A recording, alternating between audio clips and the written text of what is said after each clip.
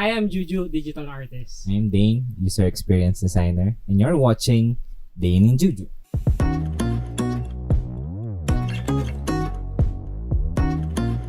This time we will do something like more like a podcast or something. Yep. But yeah, it's been a while since we have discussed. Siyempre, madaming nangyari. ECQ, MECQ, GCQ, lahat ng Q, banana Q, barbecue, diba? Barbecue.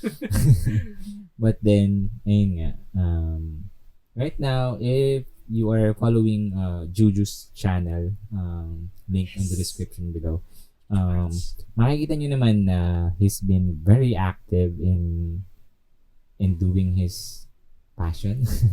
I guess. Yeah, I guess. His alam mo yan, kasi siyempre, he's already not now a renowned animator and background artist, and has been accepting a lot of freelance work on the side. And recently, he was hired by a band, boy band, P-pop. P-pop, Yeah, right? P-pop. P-pop. Na known as SB19. And he wasn't hired just once, but twice. Diba? So, dalawang beses na, dalawang music video, isang music video, isang lyric video. But then again, yung challenge is there, and so that is what this talk would be all about. The experience, the challenges, but basically how to work under pressure. Let's start.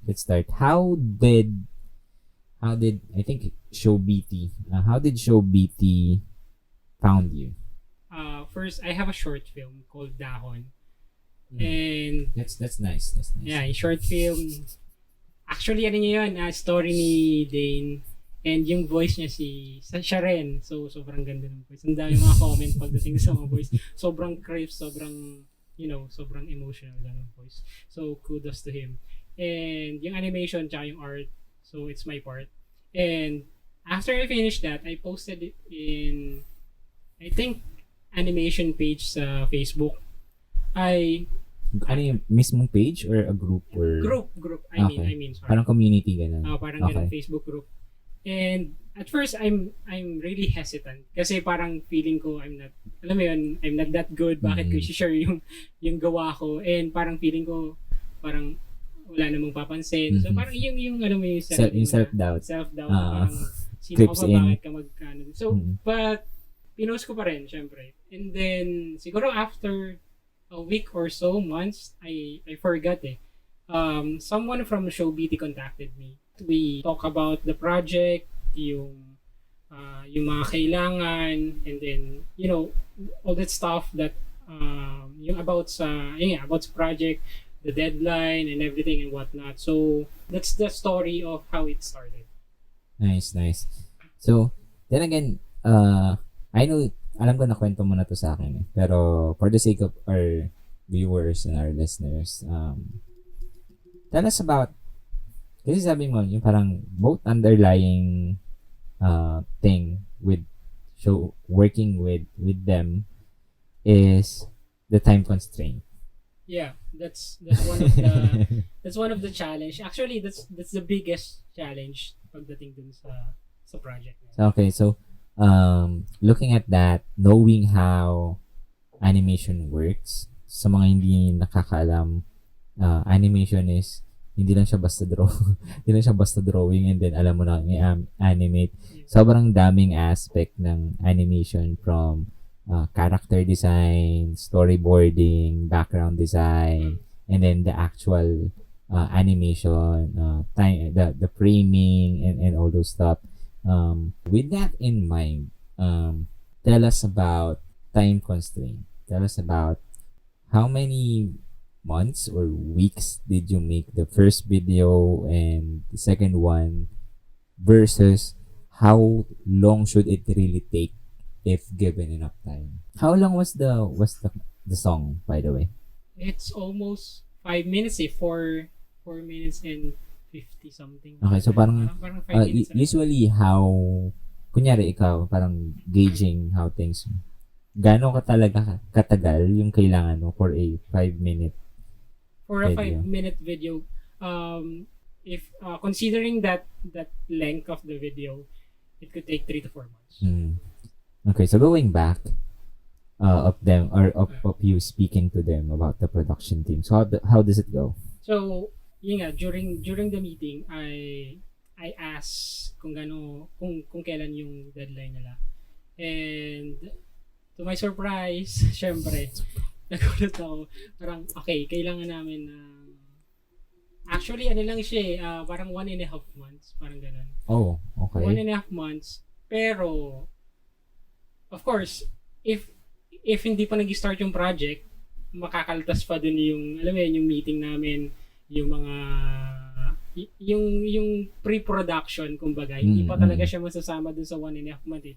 The more days na nag-uusap kami about sa project na dapat ginagawa na namin is the more challenging it gets. Conceptualization pa lang. Ganun bagay. Okay. So, hindi siya talaga nasunod yung 1.5 months eh. Kasi, yun nga, may meeting, tapos about sa budget, about sa timelines, yung mga output na kailangan ko ibigay, deliverables, basta yung mga about sa mga bagay na dapat behind the scenes na pinag-uusapan during a project talaga.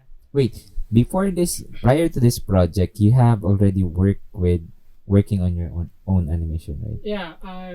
But professionally? I did a commission, music producer siya.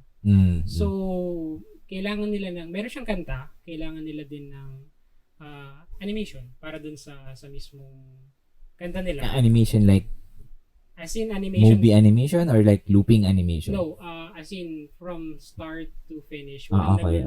So parang di ba, pag sa mga lyrics, parang meron siyang mga kwento-kwento. So parang it should be exact on the animation talaga. Parang hanggang sa huli, di ba? Parang yung mga ganung bagay. May actual kwento talaga siya. Okay. So parang sinusundan yung lyrics. So that's what your first project? Yeah, that's my first project. But, parang beginner pa lang ako noon, hindi ko pa alam yung mga ganung bagay. And it took me 6 months to do it. 3 minutes lang yan. 3 minutes lang talaga. Okay. And so, mas challenging to ngayon? Mas challenging tong ngayon talaga. Kasi, nung yung first project ko, they gave me the freedom of, yung parang okay lang kung kailan matapos. Kasi, we only have this budget. Yung parang, they cannot parang hindi nila ako pwedeng pilitin na matapos ko to with only that budget na nakalaan sa kanila. So parang I'm bargaining with them na parang if you want it faster, you need to spend it higher. So mga ganung bagay. So parang dahil may budget lang sila, minimal yung budget nila. So parang ang cost is I will do it on my own time. So parang yun. You have leveraged yourself na, di ba? Parang you wasn't really pressured or anything. But this time, working with another new music video with this time constraint of 1.5 months that should be taken, 6 months? First 6 months? 3 to 4 months? Fastest maybe if you have a team. But right now, moving closer, parang I think more or less a month. Ilan yung talagang in-expend mo working on it? 40 days. I think 40 days, how many hours a day? It's funny kasi doing animation is just my side job. I have a full-time job talaga. So, I'm doing the music video, the project, after my working hours. Oh. Really, after my working hours. And sometimes, if I don't have, alam mo yun, yung work sa office is not that, yung pressure, hindi naman ganun katindi. I sneak in and ginagawa ko yun. Sorry guys. Sorry boss. Sorry boss, nagmumoonlighting. So, wala pa talagang day. What do you mean? I mean, you didn't really work on it on a day. Yeah. On a daily, you just work on it like, 4 or 5 hours? I cannot recall the exact hours every day, pero kaya I mean, hindi siya yung totally na parang ito lang yung tinatrabaho mo. No. Diba? That adds another set of struggle in that part. Kasi parang sige, expected ka to finish this, but they're expecting that you are working on it, diba? That you are working on it as in full time, as in you're working on this. Kasi parang, and then now, you're telling us na, okay, if we are to calculate this, 40 days, pero 4 hours a day lang. So, parang 20 days lang talaga. Roughly 20 diba? days.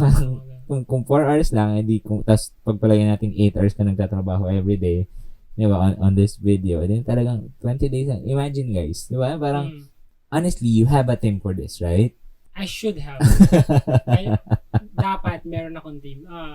The project should be a team project talaga. Na meron akong i-hire na dalawang isang animator, isang background artist na tutulong sa akin. Kasi I could do the animation din I could do the background artist and I could do the post-production, the one-man video. band. Yeah.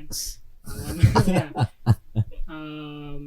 So parang kailangan ko lang ng another hand para mas mapabilis yung trabaho kasi it's really limited talaga yung time. Sobrang ikli lang talaga. But you know, this is my first biggest project talaga. Like I said, meron di ba nabanggit ko kanina. Pero I didn't even consider it as you know, parang yung big break para sa akin kasi I took my time on it parang bahala ako sa oras ko. So parang kahit na matagal to, wala akong planning, basta kung kailan ko matapos to. Wala talaga siya yung wala akong process at that time. So this time you have to be efficient. Yes, okay. I need to be. I must. Parang just a backstory. During the process, during the meeting, I'm calculating everything. Sa araw na to, dapat tapos na tong eksena to, ganyan. Tapos na tong background art na to, ganyan. So, that is the only time na nagkaroon ako ng process on how should I do the project. Kasi, yun nga, like I said, wala talagang process. So, that's one tip. If you are to work under pressure or to work in a time-constrained project, first, you have to have your own process. Yes. So, you have to have this, yung parang way of thinking na, ang tawag doon, may tinatawag sa NLP doon yung tinatawag nilang chunking. Yung tinatawag na, you have this big block. And for you to digest that or for you to do that specific project, you have to have this idea of putting it in chunks. Like, by this time frame, dapat tapos na to. Yeah. By this time frame, ito naman. By this time frame, ito naman. Parang hindi mo siya titingnan as, kailangan by the end of, tapos na to, boy, ganito. Kasi parang magugulo na, ano na dapat yung tapos. Yung tinatawag na, yung mga pace. Yeah. Diba? Pace 1, pace 2. Then you know that you are progressing. Kasi di ba yung parang at the end of the day, kung i-calculate mo na lang siya at the end of malapit na yung deadline. Teka. Alam mo yung marami kang mamimiss Di ba? Marami kang, lalo na pag syempre sa animation kasi, hindi mo naman siya gagawin na kung ano yung process ng mismong buong animation. Minsan kasi yung parang gagawin mo muna to and then since ito na yung nandun na yung parang same background na ginagamit dito, idudugtong parang yung diba? Hindi siya yung katulad ng talagang kung ano yung sequence yun yung tatapusin. Or maybe I'm wrong. Diba? Pero the way I understand it, you finish yung pinaka-efficient parang sa pag-shoot ng diba? Ng mga movies or pag-shoot ng kunyari sa area na to o sa place na to, dito magaganap yung scene 1 and scene 16 and scene 15 kasi babalik si bida dito. Parang lahat ng kayang i-shoot dito, gawin na natin. Parang ganun. So, parang may chunk na talaga siya. May scenes by scenes siya. And then, it's the same thing with animation wherein you have to think na, okay, ito yung magkakaparehas. Ito yung character na to. Ito yung character design. So, dapat tapusin ko na lahat ng scene na may nandito tong character na to. And especially sa hanggang sa huli, may kanya-kanyang story yung bawat Diba? How did you chunk? How was your process Nung nag-start yung project, I think that process that you mentioned, yung ganun per story, should be the most ideal way of doing it. But eventually, alam mo yun, while you're doing it, you encounter problems, mga challenges na parang ang hirap pala nito. Pag binabad ko yung sarili ko dito, maubos yung oras ko. So, I decided to, to revamp the process. So what I did, I focused first on the background art. So 5 yung story, so 5 din yung lugar. Para mapabilis yung creation of background art kasi I can do it manually actually. I can do it manually. Pero with the restriction ng time, I should never do it. Hindi dapat talagang gawin. So what I did is I model it in 3D. Sobrang laking tulong nung 3D kasi sobrang dali lang niyang i-model.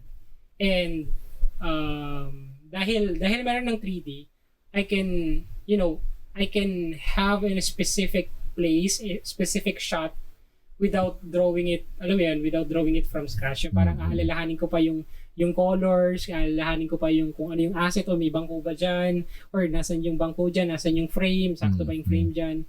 So you don't really have to redraw every... okay. Parang naka-base ako dun sa mismong 3D model na siya.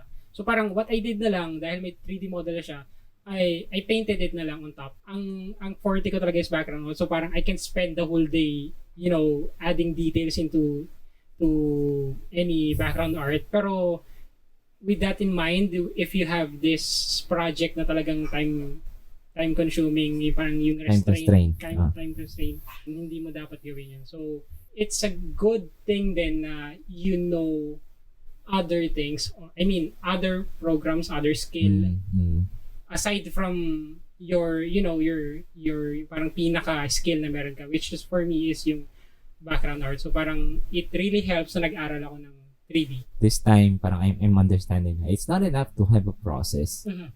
It's enough that you are able to adjust the process as you go and be efficient enough with the process. Kasi sometimes, diba, sabi mo nga, beforehand, you already have this idea of how you want to do it.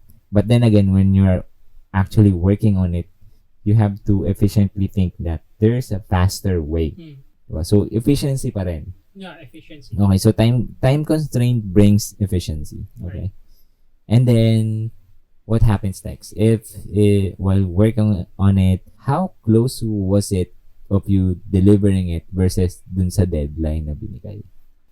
I gave the deliverables on the exact date that I put it in the contract.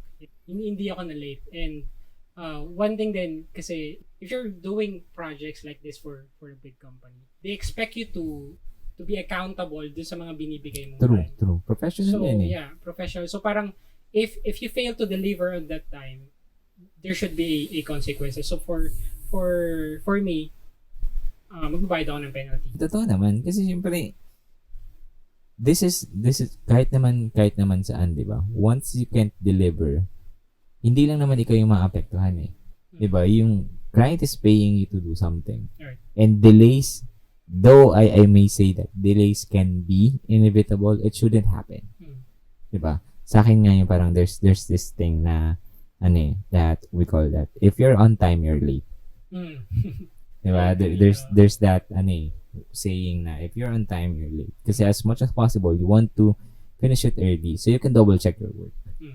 Diba? Hindi mo yung tipong sabi mo nga natapos mo na siya a day before but you still leverage on the remaining time to check things, to double check if it's working. Am I delivering the right thing? Am I missing anything that I could fix along the way?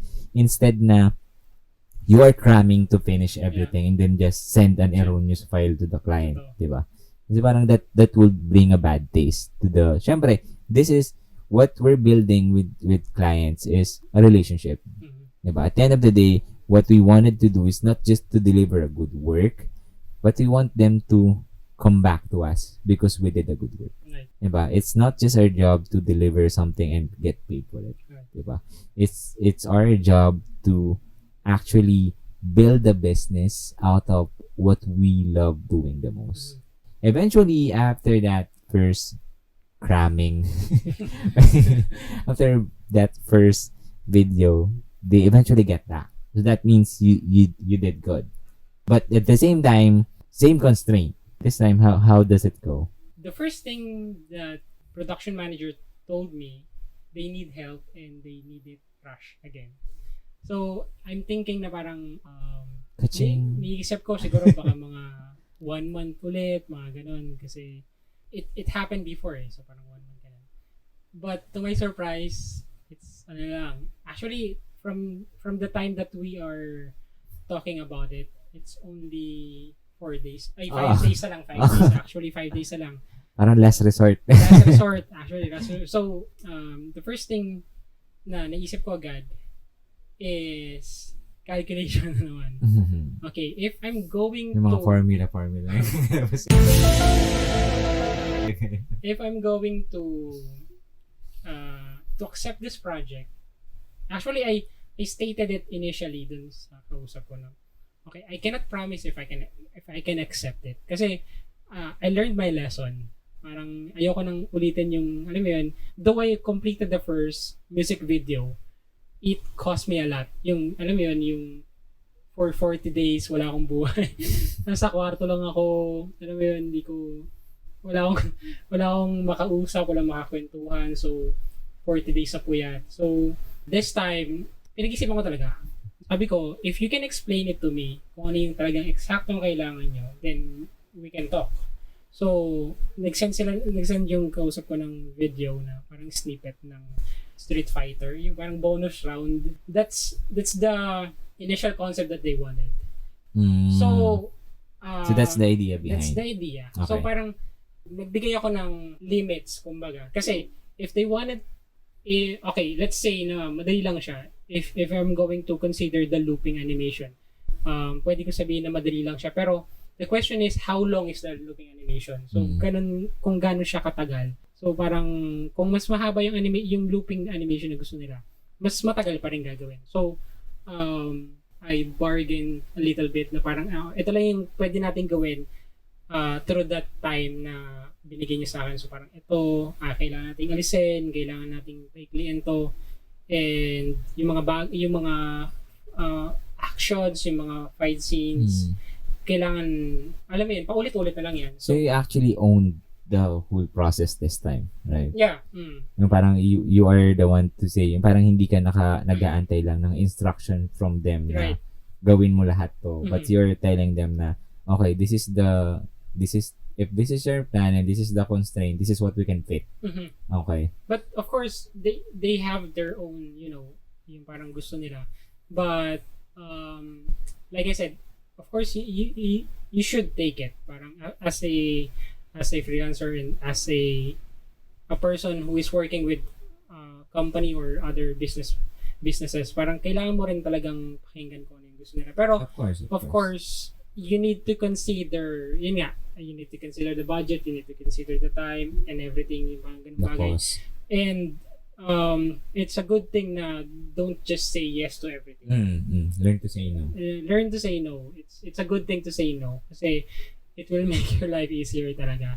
And of course, if you're going to say no, explain it why. Why is it a no, di ba? Parang wag mo lang sabihin, no, hindi yan pwede. So, during the time, sinabi ko bakit hindi yan pwede. So, and then, through communication, one important key, communication talaga, through communication, they understood na, okay, mahirap talaga yun. So, nag-cut pa rin ng mga yung mga gusto nila. So, parang na-lesson pa rin talaga. So, at the end of the day, it's really a collaboration talaga na nangyari. It's more of my idea and their idea mixed up together. And, I think that's really what makes the project yung Bazinga nga na naging successful naman. But at least they are considerate enough to accept your suggestions. They really, actually ang kausap ko talaga doon sa band is si Justin. Siya talaga yung, mahilig din siya sa arts. As far as I know, sa mga kwentuhan namin. So, yung hanggang sa uli, siya rin yung kausap ko talaga. Siya yung gumawa ng storyboard, yung pinaka-rough storyboard. Tapos yung idea, siya rin yung kwento. Tapos, in-enhance ko na lang. Tapos, yung sa Bazinga, ganun din siya yung idea na parang arcade style na animation. So, parang siya talaga kasi font pa lang di ba? Kahit hindi pa lumalabas yung mismong yung tipong yun na talaga yung idea eh. Hindi pa lumalabas yung music video or wala pang conceptualization. The way they present it, kahit di ba nag-paint sila ng jeepney and all of that. Na yung parang yung ano pa lang yung gradient pa lang parang 90s or 80s na Transformer, di ba? Or mga arcade game natin noon. But anyway, sige, continue. Pero yun nga, most of the time talaga during the process si Justin talaga yung kausap at saka yung production manager. They are really easy to work with. Talagang sobrang kapag sinabi mo tong ganito, hindi naman nila pinipilit kasi they know how yung constraint nga, they know the limitation of this project dahil nga sa time. Mm-hmm. So they are very very considerate. Sobrang ayos talaga nilang katrabaho. Sobrang thankful, sobrang blessed ako nung naging client ko sila. Yeah. And knowing that they are in the entertainment industry. The entertainment industry laging may sabay-sabay na nangyayari, di ba? Yung parang, alam mo yan, yung parang hindi pwedeng sabihin na, ito kasi yung time yan, hindi, kailangan ito, tapos ito mamaya, tapos ito, yung parang alam mo yun, sobrang dami na nangyayari, and it's really hard to keep track of everything, and maybe this is something that they have been thinking for a longest time, but since things happen, life happens, and this happens, di ba? Then, but at least it has been delivered. You've seen the music video, you've seen them both, diba? Doon sa mga hindi pa nakapanood, please check them out. We'll try to add the links in the description or on wherever this thing is. but then again, yun nga, there are a lot of stuff eh. Parang it's hard for me to actually gauge parang okay kung ako yung nandun baka parang me watching the clips and not knowing really the background, diba, of how long does this take. Ang dami kong pwedeng sabihin eh, diba, like parang pwede mong i-critic na dapat ganito ginawa dito, dapat ginandahan dito, hindi ko gusto yung ganyan, parang pero knowing na hey guys, this is only done by a single person on his side time. Alam mo yan, and one person sign time and has to be delivered by this time, diba? Yung parang knowing that constraints and knowing that complexity of work, you would understand why it is how it is, right?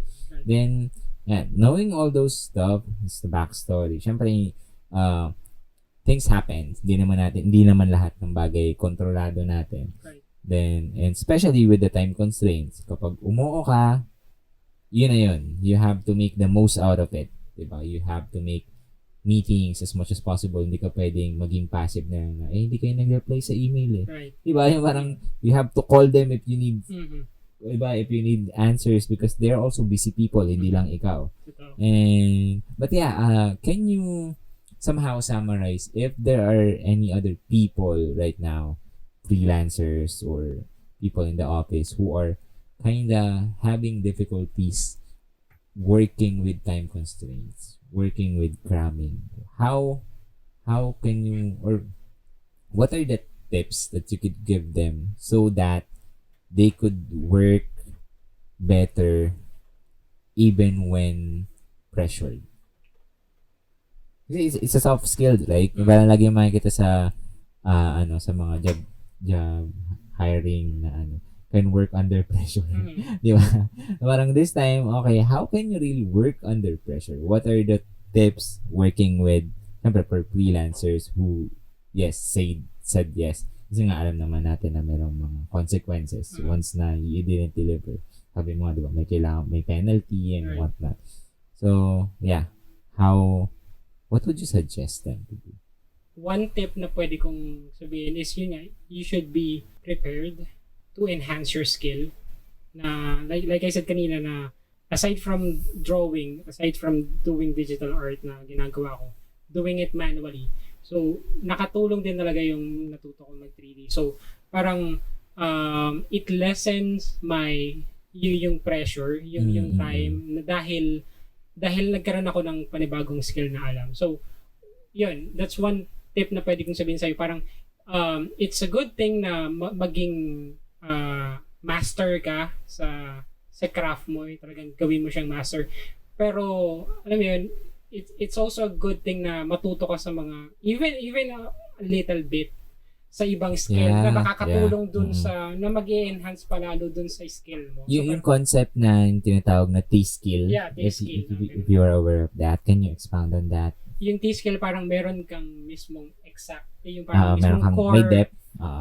Meron kang core skill and then yung parang pati sa taas, parang horizontal. So parang yun yung mga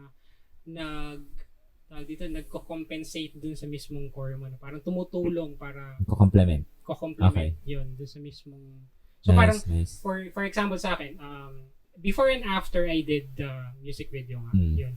I mostly work with mga indie game developers talaga, mga kailangan nila background or sa games nila. Sometimes I also do mga promotional na mga background. Pero mostly if I'm going to, to count it sa mga clients ko, most of them talaga mga indie developers. So you're really into entertainment industry. Okay. So, games and whatnot. And one thing na natutunan ko is it's not enough to know how to draw manually talaga. So, merong mga clients na kailangan nila ng mga cityscape, mga skyscraper, mga sci-fi buildings, yung mga kakaibang perspective na parang hindi actually, to be honest, hindi ko kayang gawin yung mga perspective na yung mga field of view na top view, mga ganun, bird's eye view, mga may tinatawag pa silang worm's eye view, mga 75 degree na field of view na parang pa-lens na siya tapos parang skewed na siya na parang ganun, fish eye, parang mga ganun. So parang it's maybe I can learn it pero hindi ko siya parang alam mo yun, hindi ko siya dapat gawin on actual project kasi hindi siya ganun ka time efficient. Hindi siya practical, kumbaga hindi siya tamang gawin kasi hindi ka gumagawa ng hobby mo lang. You're doing something for a client, for a business. So because you're delivering value, you're not proving your worth. Totoo. Diba? Hindi mo siya ginagawa para masabing magaling ka. But ginagawa mo siya because you are paid to do it. Diba? So it's, again, you are putting the story out of yourself. Diba? Hindi ikaw yun. We hired you not for you to show us that you're good. We hired you because we know that you are already good. Yeah. So parang, efficiency again, babalik tayo dun sa working on a process that are efficient with the skill set that you already have. Diba? So prior to working with anything, diba, parang you must have the process and willing to adjust. The second time, you must have the right skill set based on the project that you are to accept.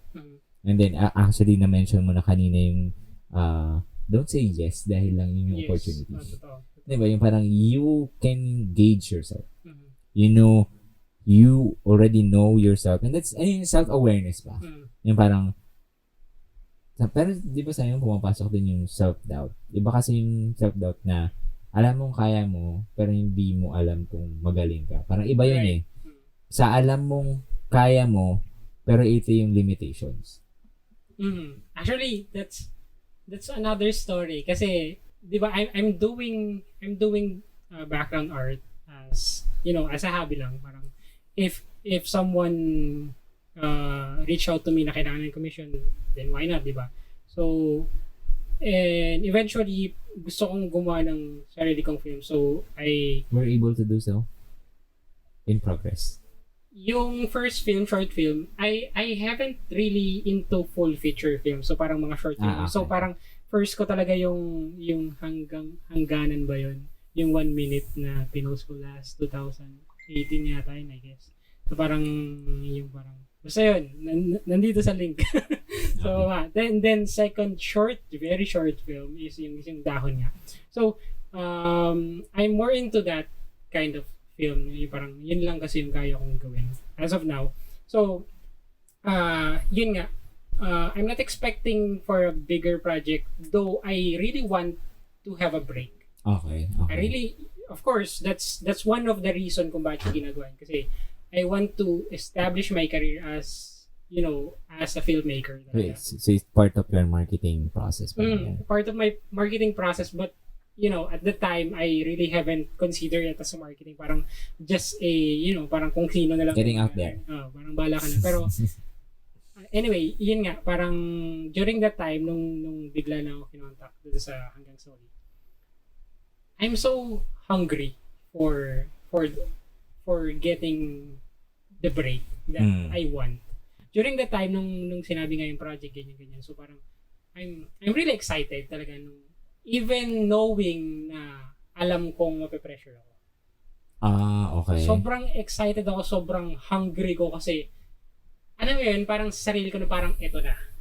I'm so hungry at the time na I let the pressure pass over me. Na parang, okay, hindi ko mo napapansinin kung kaya ba to or hindi.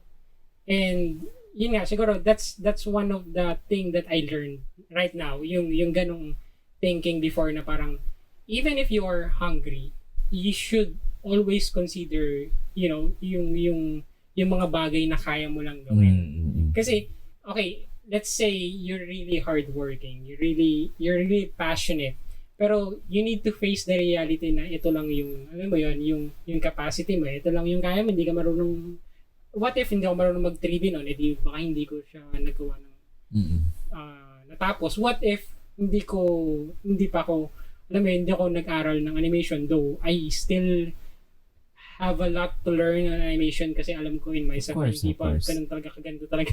Sobrang, alam mo yun, sobrang naiirita pa ako nakikita animation ko. Pero, you know what I mean, na parang, if you don't have this skill that you have right now, bakit mo kailangan ipagpilitan yung sarili mo sa ganung bagay? And, knowing your capacity, so, even if that is the biggest break na hinihintay mo, hindi ka prepared. So, parang, para sa akin, it's preparation meets opportunity. That's actually my definition for blessing. Yeah. Blessing. So, parang blessing comes when preparation meets opportunity. Parang, sa akin personally, every one of us, though I really never, every one of you, pero I really believe na lahat sa atin magkakaroon ng opportunity. And when we are prepared enough. When we we can turn it into blessing when we are prepared enough to accept it. Na parang, and also to know that it is the opportunity that we are waiting for. So parang it's really a good thing na sa akin God prepared me to acknowledge that this is the opportunity that I've been waiting, and He prepared me to do it. So it's really, it's one thing that you're good, but it's another thing that you are prepared. Okay, so parang this time, first recap, you need to have your process, your efficient process. Yeah. And then the next one, you need to skill, de-skill. You need to have the skill. Expand your skill. Diba? Diyan na yung papasok yung pagiging prepared. Diba? And then, the third one, you need to gauge yourself. Yeah, gauge yourself. Diba? Kasi based on how prepared you are, can you do this or not? Yeah. And be willing to, like in the second project, you can gauge na the project You can gauge na how things will go. And you are willing to somehow say no on some of the demands. Yes. Diba? Hindi lahat dapat yes. Diba? And you have to learn to say no and be able to communicate as to why. Right? Hindi lang basta no, parang kailangan masahin bakit no. Right. So that they could understand, okay, where you're coming from. Right. Kasi hindi naman lahat ng kausap mo animator din. Diba? Or hindi naman lahat ng kausap mo artist din. So parang without you explaining to them, hindi nila maintindihan kung bakit hindi. Yeah. Diba? And then, I think you mentioned earlier that you should be able to deliver. Since you already have the process in mind, you already have the skills or the preparedness that you think you need, you already gauge yourself or gauge the process or gauge the project, diba? And then you have filtered it out as to what are possible and what are not. Then, lastly, you should be able to deliver. Kasi umuo ka na Of course. Diba? You already spend so much time talking to them, meeting them, and then at the end of the day, kung kailan deadline na, nag-procrastinate ka. Diba? Biglang hindi mo pala kaya alam mo yun, parang, kaya ka nga dapat, in the first place, yung mention ni Julian kanina, kaya nga dapat efficient yung process mo eh. Totoo. Diba? Yung parang, you should be able to, let go of the ego. Diba? Na this project's not about you. This project is about the value that you are giving to the client. Right. Diba? And then, if you cannot deliver yung value na yun, parang nasan yung value mo? Diba? Kasi hindi lang value mo yung nandiyan eh. Value nung time ng client, value nung cost, diba? Yung binayad na nila sa'yo, or yung down payment na nila sa'yo. You can always bail out, but that's not a good impression overall. Right. Especially if you're building relationship, diba? With the client. So, yun nga, we already have 4. Do you have any more takeaways that you want to give them? Siguro additional lang, if whenever you're faced with a project that, yung pressure yung time, in my experience, you may come to a point na, alam mo yun, parang tatamarin ka. Ba't ko ba tinanggap to? So magsisisi ka. Parang you're in the middle of the project and then wala ka sa mood gawin yung project na yun. But then again, it will really be a part ng process talaga. Hindi laging heyday, hindi laging bright side every Hindi laging talaga. sunny and rainbows. Yes. During the time na ginagawa ko yung hanggang sa uli, within the 40 days time, ang daming araw na tamad. Sobra talaga. Ayokong mag-drawing dahil alam mo yun, almost every day nagdo-drawing ako, nag-animate. Nasusuka na ako talaga as in. Pero susuko na talaga ako as in physically, parang sobrang nabobloat ka na sa tapos yung alam mo yun, kasi computer ka pa 24 hours, almost 24 hours kasi kumbaga may trabaho pa ako, day job eh. And then yung lifestyle mo na nakaupo ka lang doon. So parang hindi lang siya dahil tinatamad ka mag-drawing, pero alam mo yun, it's yung addition ng mga bagay na mga dahil sa yung physical posture mo, yung hindi ka makaayos ang upo, tapos yung environment mo, parang paulit-ulit, yung mga ganung bagay na nagpa-pile up na. So parang nagiging reason din siya kung bakit ka tinatamad or what. Pero like I said, if you're going to experience that kind of situation, that kind of emotion, I think. Parang nawala na yung motivation. Parang sa akin kasi, I'm always looking at the goal.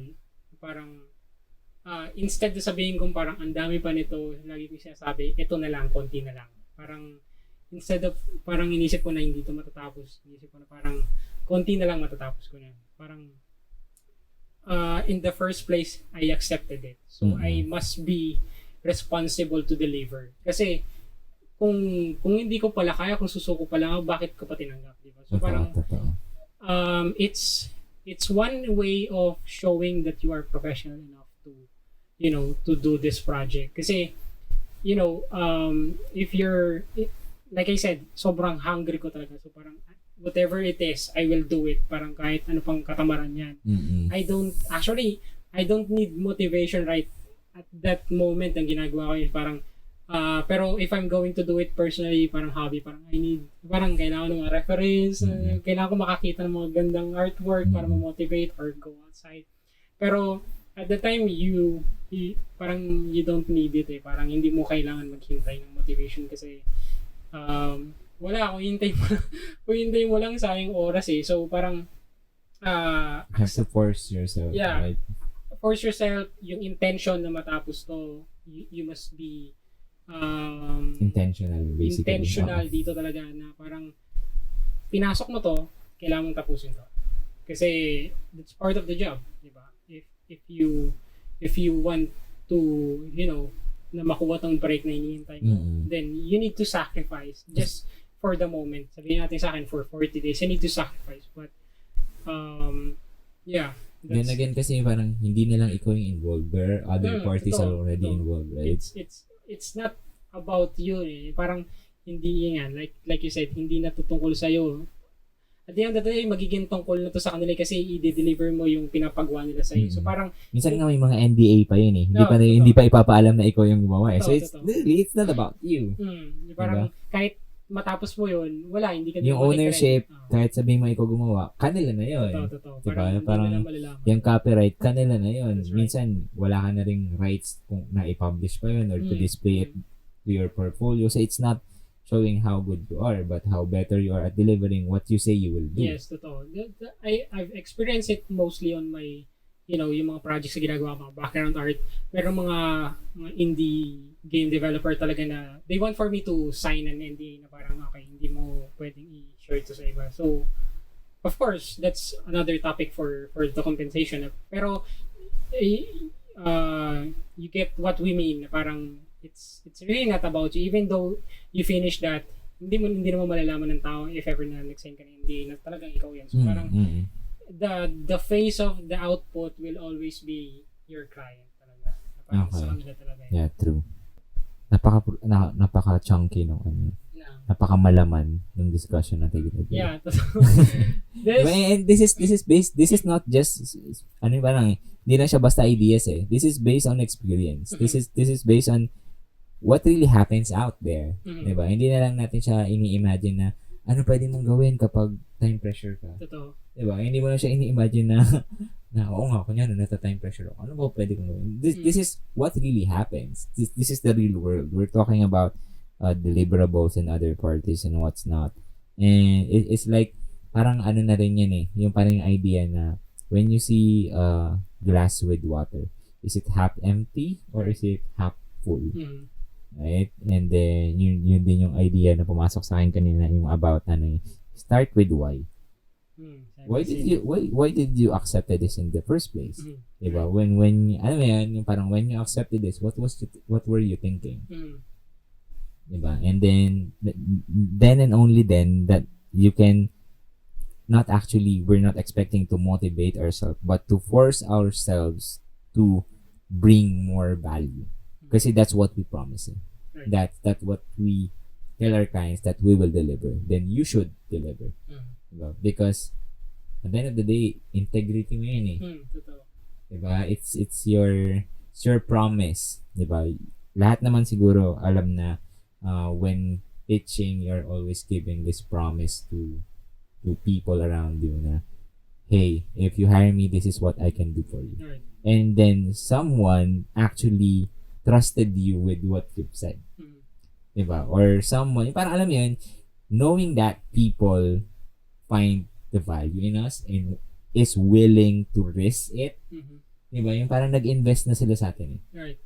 They give you that break. They give you that opportunity. They trusted you. Diba?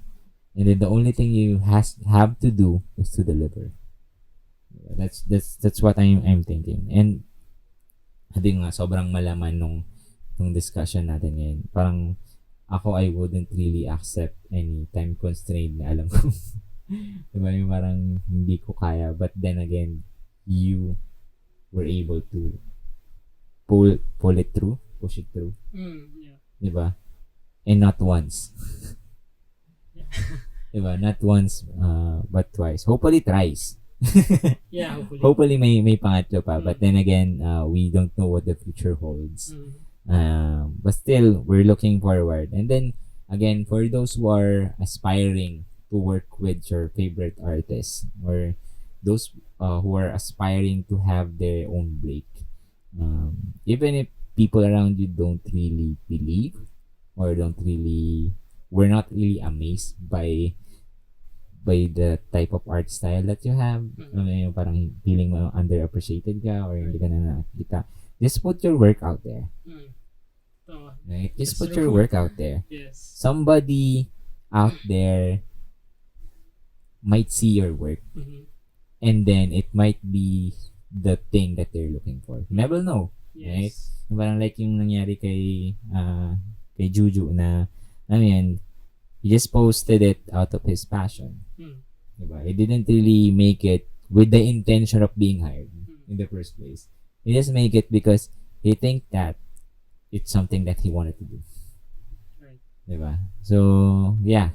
Any last takeaways? Tips? Oo. I mean, the last one, binigay mo na ng takeaway. But then again, anything that you can say to somehow wrap this up Para ikaw na mag-outro. Sige. Siguro, just, it may be cliche, pero just continue to what you love to do. Parang if you're an artist, just do it. Parang like you said, na parang Nike. Nike. Just do it. Whatever whatever they say, some people they criticize your work. Just let it pass. Parang masakit 'yan, pero that's part of the journey. Kung hindi ka masasaktan, hindi mo matututunan. Let go of the emotional attachment. Yes, parang one thing na natutunan ko din is when someone, pinpointed some of my work, parang they criticize that work. They don't directly criticize me as a person. Parang it's more of dun sa work ko. So parang it's not right to take it personally kasi hindi naman ikaw yung inatake. Parang yung work mo, parang okay lang. Parang before, parang ang hirap tanggapin sa akin na nag-criticize. Kasi parang inisip ko parang pinagpaguran ko yan, yung time na inano ko dyan. Pero at the end of the day, it's not about you that they are it's not you that they are attacking. It's your work. Siguro they see something that they think that you should improve. So parang you may agree or not, pero doon ka na lang tumingin dun sa nila. Pero yeah, one last thing yun nga, don't take it personally and just do what you love and show it to other people kasi you'll never know, like Dain said, na hindi mo malalaman kung kailan darating opportunity kung hindi mo susubukan. So let go of the fear, share to other people despite of likes, despite of shares, kung ilan yan. Pero yeah, just do it initially for you. Yeah, I have one last quote here. It says here, this is a quote from Wayne Dyer. So sorry guys if I'm messing his name wrong. But it says here that be miserable or motivate yourself. Diba? Whatever has to be done, it's always your choice. So then again, thanks guys for listening. Thanks guys for having us here. Kung nakikinig ka pa, umabot ka pa sa portion na to. Hopefully. So maraming salamat for giving us or lending us your time and joining us in this fruitful and chunky discussion about what can you do when you are working under pressure. So again, this is Dain. This is Juju. And thanks guys. Please like, share, and subscribe. See ya on the next video. Take Bye. care. Peace.